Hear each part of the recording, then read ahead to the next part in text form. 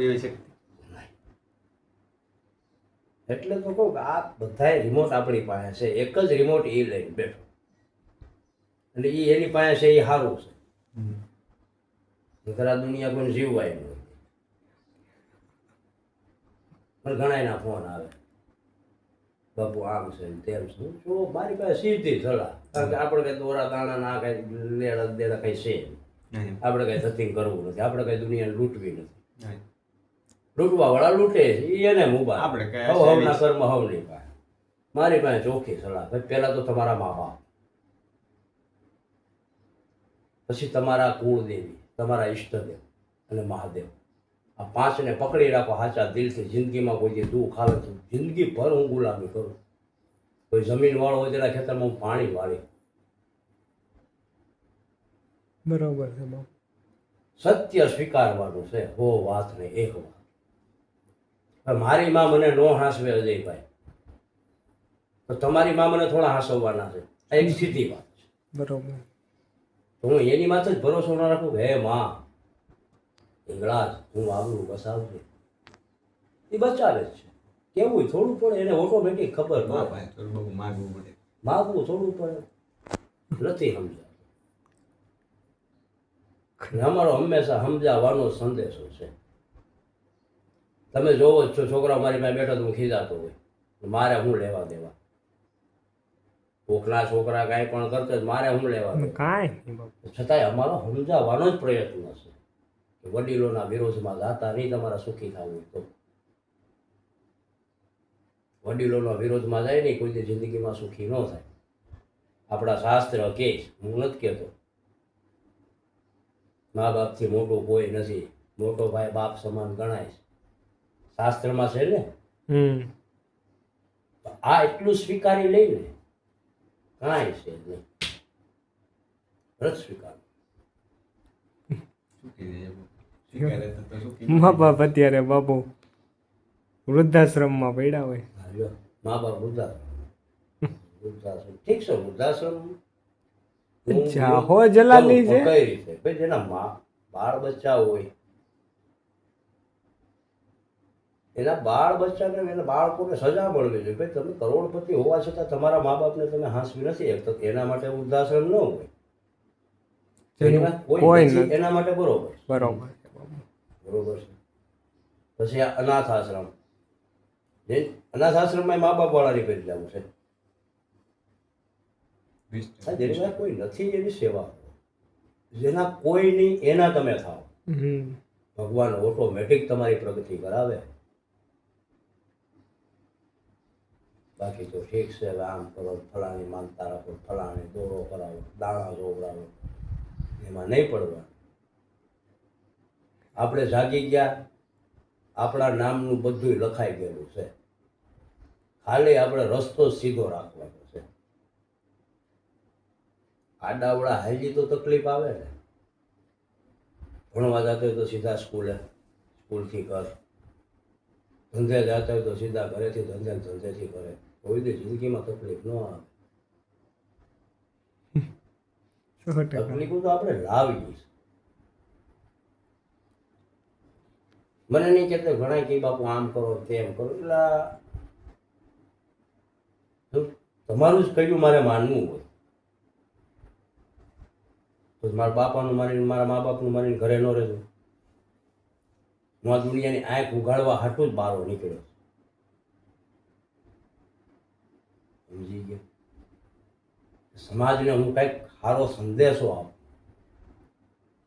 હજી અમુક વૃદ્ધ માવડિયું મને ફોન કરીને રડે. કાં છોકરા ખવડાવતા હોય, કાં છોકરાઓની ઘરવાળીઓ ખવડાવતી હોય, કાં પોતાનો પતિ ખવડાવતો હોય. આ આપણી સંસ્કૃતિ છે જ નહીં. ખવડાવવાની સંસ્કૃતિ આપણી નથી. આપણે તો કોકના દુઃખ ઉપાડવા વાળા. ભારતની ધરતી છે, દુઃખ ઉપાડવા વાળી ધરતી છે. છોકરાનું છૂટું થઈ ગયું પછી બિચારા દુઃખી થઈ ગયા હોય. ઘણા પ્રકરણ એવા છે. છોકરી રેહામણે વહી ગઈ, અડધા છોકરા એની પાસે, અડધા બીજા પાસે હોય. કોર્ટમાં કેસ હાલતા હોય ખાધા ખોરાકીમાં. અને હકીકતમાં હું એવું માનું જે છોકરી કોર્ટ ઉપર ચડી હોય ને, પહેલી વાત તો કે માતા પિતાના સંસ્કાર ન હોય. ખાનદાન માવતરના દીકરો દીકરી કોઈ દી અવળે રસ્તે ન જાય. નો જાય સીધી વાત ચેલેન્જ. અને અત્યારે બાપુ અને ઘેરેથી જ એવા સંસ્કાર હોય બેટા, તકલીફ પડે ને સમજી લેજો બે જણા, રિહામણા બાબતથી ને પ્રેમથી મહિનો દી રોકાવા આવો, બધું ઠીક. હવે આ બધું હાલી ગયું દુનિયામાં, હળગે છે સારી કોર. હરેક જગ્યાએ બાપુ આદમીનો થોડો વાંક હોય છે, નારીનો વાંક હોય ને બધે અત્યારે થોડો પુરુષનો જ વાંક હોય. પણ મૂળ શું છે કે કાયદા અત્યારે સ્ત્રીઓના ફેવરમાં, સ્ત્રીઓના ફેવરમાં છે. કાયદો પુરુષના ફેવરમાં છે એ ક્યાં? સત્ય અમુક નથી આવતું બાપુ, બહુ જ હેરાન થાય છે, બહુ કોટ. આ સીધી વાત છે. હાલો, મેરેજ પહેલા તો છોકરી એના મા બાપને અહીંયા કામે જાતી જ હોય. હા કોઈ હુતા બેઠા કોઈ ખવડાવવા નવીરો નથી, બરોબર.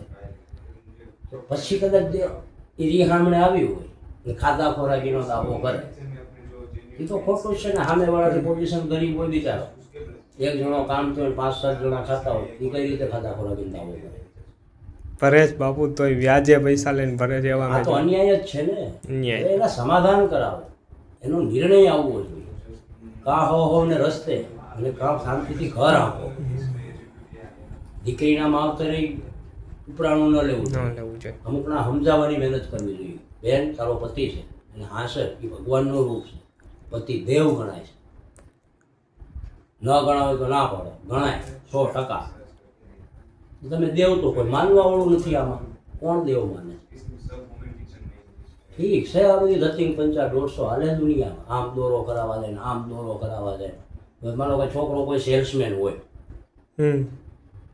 અથવા તો ક્યાં દુકાનમાં નોકરી કરતો હોય, કોઈ એટલે બી. બધી પ્રકારના ગ્રાહક આવે, બેવ દીકરીઓ આવતી હોય. નહીં પછી સેલ્સમેનને તો વધારે પડતું બૈરાઓ હારે જ બિઝનેસ હોય. બીજ તો આવી નાની નાની બાબતોમાં શંકાવું કરે, ઓલાનો મગજ બિચારાનો ફેલ થઈ જાય. આખો દી એક કારણ તો કે હીડા પૂછડા છે ને પુરુષને ભેગા કરવાનો, સ્ત્રીને તો ત્યાર જોઈ ઘેરે કોઈ નથી ખાતા આવડ. તો ઘણા એવા પ્રશ્ન જોયા કે એના મા બાપ નડે. અરે તમને કરડે કાળોતરો નાક. તારા મા બાપને જેમ મા બાપ માય ને તારા હાહુ હારાણી મા બાપ માય ને જિંદગીમાં દુઃખી ન થાય. અને ફેશનને હકેલીને મૂકો એક બાજુ, ઘરમાં ટાઢો રોટલો ને છાશ હોય તો ખાઈ લેવાય. જીવવું હોય તો, આગળ વધવું હોય તો. મારે તો પાઉંભાજી જ જોઈએ ને પીઝા જોઈએ ને તો મરશો વહેલા. ઓલા પાસે સગવડ ન હોય તો ક્યાં બસાડો લેવાનો? કાયદા ફાયદા ઠીક, બસ કાયદા કોઈને સાચો ન્યાય આપ્યો જ નથી ને આપશે નહીં. પુરુષના આદમીના ફેવરમાં છે જ નહીં બાપુ. બિલકુલ પુરુષની કાંઈ વેલ્યુ નથી. આઠાનાની આઠાનાની વેલ્યુ નથી. તેનાની વેલ્યુ એવા ઘણા પ્રકરણ જોયા, દુનિયાભરના કેસ મારી પાસે છે. છોકરાઓ મૂકીને માવતરે વહી ગયું, પછી ખાધા ખોરાકી કરી છોકરાઓ મારી પાસે આવીને રડેલા છે. ઘણી એવી સ્ત્રીઓ હોતે છે કે જે પોતાનો પતિ મૂકીને વયો ગયો, એણે ખાધા ખોરાકીના દાવા કર્યા તો 3-3 મહિના દાવાના પૈસા નથી આવતા. નાના છોકરાવાળી બાએ છોકરા મૂકીને કામે ક્યાં જાય? એના ફેવરમાં સત્તા નિર્ણય નથી આવતો. 3-3 મહિના દાવો નથી આવતો. એ શું કરે છે? શું ખાય? એવી બાજુ ધારાસભ્ય સુધી તો જઈ આવ્યું, એ જવાબ નથી દેતા. નેતા હોય, નેતા હોય ને મારા મોબાઈલમાં ફોન આવે, બાપુ આમ છે. બધું વિચારવા જોઈએ.